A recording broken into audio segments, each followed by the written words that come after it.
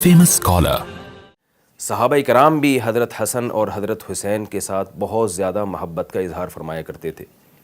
خلیفہ راشد حضرت ابو بکر صدیق رضی اللہ تعالیٰ عنہ کے بارے میں روایات میں ہے کہ جب بھی گلی میں گزرتے اور حضرت حسین کو کہیں دیکھتے تو گود میں اٹھا کے ان کو پیار کرتے۔ ایک مرتبہ حضرت ابو بکر صدیق رضی اللہ تعالیٰ عنہ نے حضرت حسین کو گود میں اٹھا کے پیار کیا اور فرمایا، اور آنکھوں سے آنسو جاری ہیں، اور اس حدیث کے راوی بھی حضرت علی رضی اللہ تعالیٰ عنہ ہیں۔ فرماتے ہیں کہ ابو بکر کی آنکھوں سے آنسو جاری تھے اور حضرت ابو بکر فرما رہے تھے، والذی نفسی بیدی لقرابۃ رسول اللہ صلی اللہ علیہ وسلم احب الی ان اصل من قرابتی، اس ذات کی قسم جس کے ہاتھ میں میری جان ہے، مجھے محمد صلی اللہ علیہ وسلم کے خونی رشتوں کی قدر اللہ کی قسم اپنے رشتوں سے زیادہ محبوب ہے۔ یہ حضرت ابو بکر کا حضرت حسین کے ساتھ معاملہ تھا۔ اور اس کے علاوہ بھی حضرت ابو بکر رضی اللہ تعالیٰ عنہ نبی صلی اللہ علیہ وسلم کے اہل و عیال اور آپ کی آل کے بارے میں لوگوں کو بہت تاکید فرمایا کرتے تھے۔ ایک روایت میں ہے کہ آپ نے حضرت ابو بکر نے لوگوں سے خطاب کیا اور فرمایا، یا ایھا الناس ارقبوا آل محمد صلی اللہ علیہ وسلم، اے لوگوں محمد صلی اللہ علیہ وسلم کے رشتوں کا خیال رکھو، یعنی آپ کے جو خونی رشتے ہیں، آپ کی اولاد، آپ کی بیٹیاں، ان کے بارے میں اللہ سے ڈرو۔ ایک اور روایت میں آتا ہے کہ حضرت ابو بکر رضی اللہ تعالیٰ عنہ ایک مرتبہ مدینہ کی گلیوں سے گزر رہے تھے تو آپ نے حضرت حسین کو بچوں میں کھیلتے ہوئے دیکھا تو ان کے قریب آئے اور ان کو گود میں اٹھا کے فرمایا، بی ابی شبیہ من نبی صلی اللہ علیہ وسلم لا بعلی۔ حضرت علی قریب میں موجود تھے تو حضرت حسین کو حضرت ابو بکر نے گود میں اٹھا کے فرمایا کہ میرے ماں باپ تم پہ قربان جائیں، اللہ کی قسم یہ محمد صلی اللہ علیہ وسلم کے زیادہ مشابہ ہیں، علی کے مشابہ نہیں ہیں، یعنی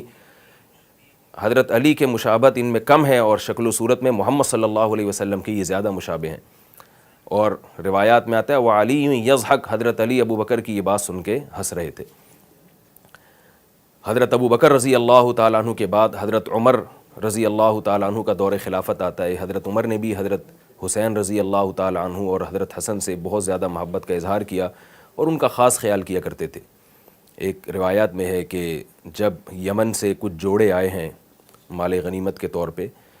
حضرت عمر رضی اللہ تعالیٰ عنہ نے ان جوڑوں کو تقسیم کیا، لباس کو تقسیم کیا، تو مدینہ میں بہت سارے صحابہ بہت اچھا، یمن کے جو جوڑے ہوا کرتے تھے بہت خوبصورت ہوا کرتے تھے، تو دیکھا کہ لوگ وہ پہن کے گھوم رہے ہیں تو آپ کی نظر حضرت حسن حسین پر پڑی۔ یہ دونوں بچے تھے تو دیکھا کہ یہ سادہ کپڑوں میں گھوم رہے ہیں تو حضرت عمر کو بہت فکر ہوئی۔ حضرت عمر نے یمن کی طرف ایک قاصد کو بھیجا اور کہا کہ اس کے گورنر سے کہو کہ حسن اور حسین کے لیے بھی ایسے ہی جوڑے بھیجے جیسے دوسرے لوگوں کے لیے بھیجیں۔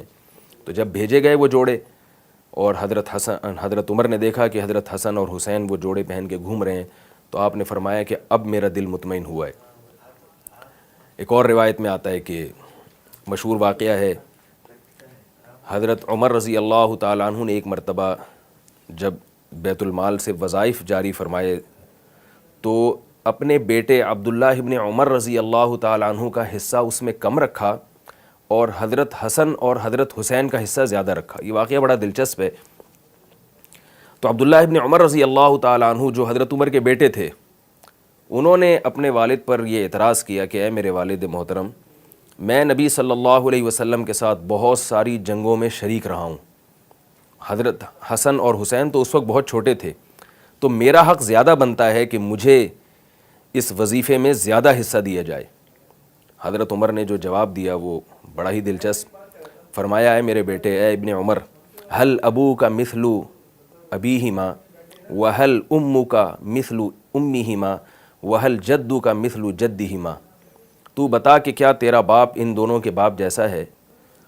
اور کیا تیری ماں بھی ان دونوں کی ماں جیسی ہے، اور کیا تیرے نانا بھی ان دونوں کے نانا جیسے ہیں؟ یعنی یہ تین فضیلتیں ان دونوں کو حاصل ہیں تو جو تجھے حاصل نہیں ہیں۔ ایک تو یہ کہ تیرا باپ ان دونوں کے جو والد ہیں وہ تیرے والد سے افضل ہیں۔ یہ حضرت عمر کی تواضع تھی کہ حضرت علی کو اپنی ذات پر ترجیح دیا کرتے تھے، اور ان کی والدہ تیری والدہ سے افضل ہیں، اس میں تو کوئی شبہ نہیں ہے۔ حضرت فاطمہ کا مقام وہ حضرت عمر کی اہلیہ کے مقام سے کئی گنا زیادہ ہے، اور ان کے نانا تیرے نانا جیسے نہیں ہیں، یعنی ان کے نانا تو محمد صلی اللہ علیہ وسلم ہیں اور تیرے نانا محمد صلی اللہ علیہ وسلم نہیں ہیں۔ تو اس بنیاد پر بھی حضرت عمر نے حضرت حسن اور حضرت حسین کو فضیلت دی۔ اور حضرت عمر رضی اللہ تعالیٰ عنہ کے بارے میں علامہ ابن تیمیہ رحمہ اللہ نے یہ بات خصوصیت سے ذکر کی ہے کہ جب بھی وظائف جاری کرتے حضرت عمر تو حضرت عمر کی عادت تھی کہ جو دین میں پہل یعنی جو دین میں مقدم ہیں ان کو زیادہ وظائف دیا کرتے تھے، جو مؤخر ہیں ان کو کم دیا کرتے تھے. لیکن اس میں حضرت عمر رضی اللہ تعالیٰ عنہ نے آل رسول کو سب سے زیادہ مقدم کیا ہے، سب سے زیادہ مقدم، اور اپنا نمبر بہت بعد میں رکھا ہے. آل رسول، آل بیت محمد صلی اللہ علیہ وسلم کی آل اولاد کو آپ تمام صحابہ پر وظائف کے معاملے میں ترجیح دیا کرتے تھے. یہی وجہ ہے کہ حضرت ابو بکر اور حضرت عمر سے ان دونوں حضرات کو، حضرت حسن اور حضرت حسین کو بھی بے پناہ محبت تھی، اور کوئی بھی ان کی شان میں اگر گستاخی کی کوشش کرتا تو حضرت حسن اور حضرت حسین اس کو جواب دیا کرتے تھے. ایک روایت میں آتا ہے کہ عراق سے کچھ لوگ آئے شرپسند، اور حضرت حسین کے سامنے حضرت ابو بکر اور حضرت عمر کی برائی بیان کرنے لگے. تو حضرت حسین رضی اللہ تعالی عنہ نے فرمایا کہ تم لوگ جو ابو بکر اور عمر کی برائی بیان کر رہے ہو، تو مجھے یہ بتاؤ کہ قرآن مجید میں 3 قسم کے مسلمانوں کا بیان ہے، چوتھی قسم کوئی بھی نہیں ہے. ایک قسم تو وہ ہے جن کے بارے میں قرآن فرماتا ہے والذین ہاجروا فی سبیل اللہ واخرجوا من دیارہم، وہ مسلمان جنہوں نے ہجرت کی اور ان کو اپنے گھروں سے نکالا گیا. تو فرمایا کہ بتاؤ ابو بکر اور عمر ان میں سے ہیں یا تم ان میں سے ہو؟ ان لوگوں نے کہا ہم ان میں سے نہیں ہیں، ابو بکر عمر ان لوگوں میں سے ہیں جن کو گھروں سے نکالا گیا. حضرت حسین نے فرمایا دوسرا طبقہ مسلمانوں کا وہ ہے جس کو قرآن بیان کرتا ہے والذین تبوؤا الدار والایمان من قبلہم یحبون من ہاجر الیہم، وہ انصار صحابی جنہوں نے مہاجرین کے ساتھ مدد کی، مہاجرین کو ٹھکانہ دیا. تو کیا تم ان انصار میں سے ہو؟ وہ عراق سے جو فتنہ پرست لوگ آئے ہوئے تھے انہوں نے کہا نہیں، ہم ان میں سے بھی نہیں ہیں. حضرت حسین نے قرآن کی تیسری آیت تلاوت کی، فرمایا ایک طبقہ تو قرآن میں مسلمانوں کا وہ بیان کیا جنہوں نے ہجرت کی، گھر بار چھوڑا. دوسرا طبقہ قرآن نے وہ بیان کیا ہے جو انصار تھے جنہوں نے ان مہاجرین کو پناہ دی. اور تیسرا طبقہ بعد میں آنے والے وہ مسلمان جن کا قرآن میں ان الفاظ کے ساتھ تذکرہ ہے یقولون ربنا اغفر لنا ولاخواننا الذین سبقونا بالایمان ولا تجعل فی قلوبنا غلا للذین آمنوا. فرمایا قرآن مجید میں آتا ہے کہ کچھ لوگ بعد میں آئیں گے، وہ ایسے ہوں گے جو یوں کہا کریں گے کہ اے اللہ یہ جو انصار اور مہاجر صحابہ ہم سے پہلے گزر چکے، اے اللہ تو ان کی خطاؤں کو معاف فرما دے اور ہمارے دل میں ان سے بغض پیدا نہ کرنا بلکہ ہمارے دل میں ان سے محبت پیدا کرنا. تو یہ وہ تیسرا طبقہ ہے جو انصار میں سے بھی نہیں ہے، مہاجرین میں سے بھی نہیں ہے، لیکن انصار اور مہاجرین سے محبت کرنے والا ہے. تو حضرت حسین نے فرمایا کہ تم اس قسم میں سے بھی نہیں ہو، کیونکہ اگر تمہیں محبت ہوتی تو ابو بکر اور عمر کی تم برائی بیان نہ کرتے. تو اس طرح دلائل کی دنیا میں حضرت حسین نے حضرت ابو بکر اور حضرت عمر کا دفاع کیا ہے. اور یہ بات بھی ایک تاریخی حقیقت ہے کہ حضرت عمر رضی اللہ تعالی عنہ صرف آل رسول سے قرابت داری مضبوط کرنے کے لیے حضرت علی کو پیغام نکاح بھیجتے ہیں کہ میں آپ کی بیٹی کلثوم ام کلثوم سے نکاح کرنا چاہتا ہوں. حضرت علی نے انکار کیا، فرمایا میری بچی کی عمر آپ سے کم ہے، آپ کی عمر زیادہ ہے. تو حضرت عمر کا مشہور مقولہ ہے، فرمایا واللہ اللہ کی قسم میں نے نبی صلی اللہ علیہ وسلم سے یہ کہتے ہوئے سنا کل نسب و سبب منقطع یوم القیامہ الا نسبی، کہ نبی نے فرمایا ہر نسب قیامت کے دن ختم ہو جائے گا سوائے میرے نسب کے. واللہ ما اردت بہ الباہ، اللہ کی قسم اے علی میری نیت خواہش نفس نہیں ہے، میں صرف محمد صلی اللہ علیہ وسلم کی اولاد سے اپنا رشتہ اور آپ صلی اللہ علیہ وسلم کی آل سے اپنا رشتہ مضبوط کرنا چاہتا ہوں. اور جب حضرت عمر کی شادی حضرت علی کی بیٹی سے ہوئی ہے، حضرت عمر اتنا خوش تھے، کئی ہزار، کئی لاکھ،